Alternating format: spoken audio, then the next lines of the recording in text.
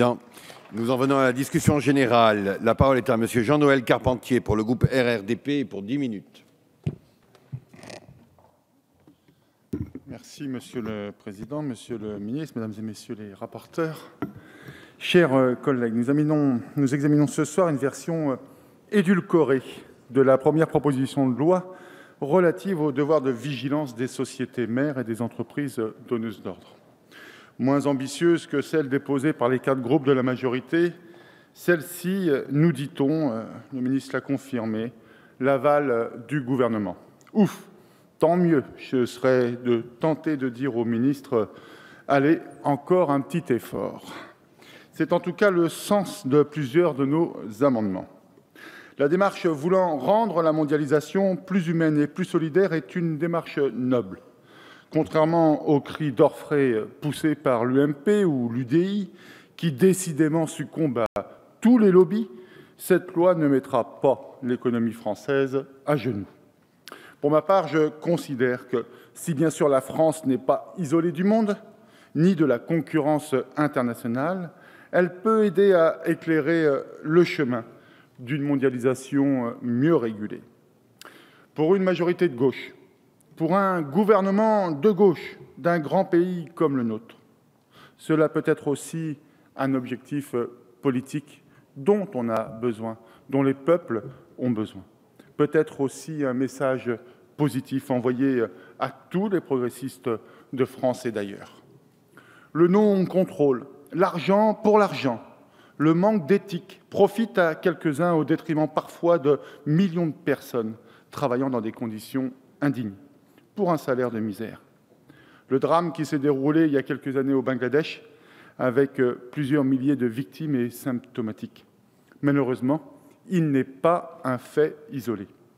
Et les récentes révélations concernant le phénomène du travail forcé, organisé par des patrons voyous, travaillant pour le compte de grands groupes du BTP français, renforcent la conviction de nombreux progressistes, de nombreux humanistes. Il faut légiférer. Il faut énoncer des règles claires pour engager la responsabilité des sociétés dominantes sur les agissements des entreprises travaillant pour elles, directement ou indirectement. Les multinationales doivent s'engager à faire respecter les droits humains. Bien sûr, la communauté internationale, les États, les grandes multinationales se disent sensibles à cette question.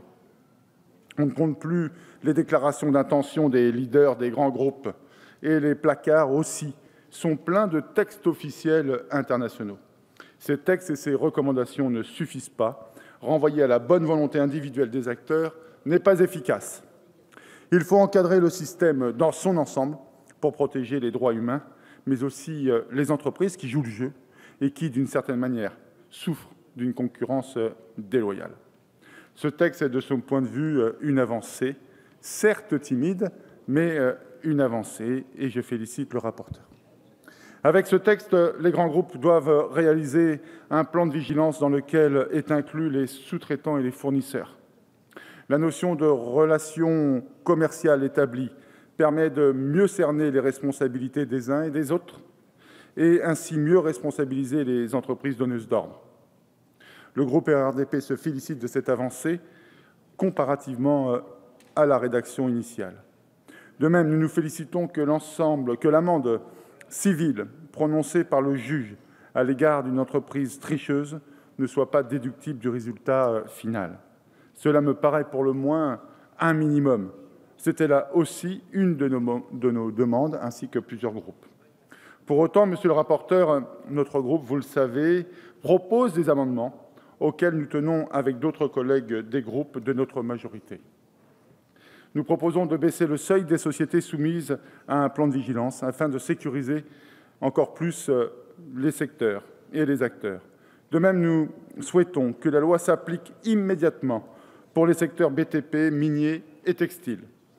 Nous proposons aussi de donner la faculté au juge d'enjoindre la société de rendre compte du plan de vigilance et celle de l'enjoindre à prendre toutes les mesures visant à éviter un dommage imminent.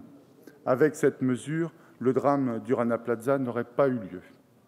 Nous voulons également la proportionnalité de l'extension financière au chiffre d'affaires et donc la suppression du plafond de 2 millions d'euros, que nous jugeons beaucoup trop faible.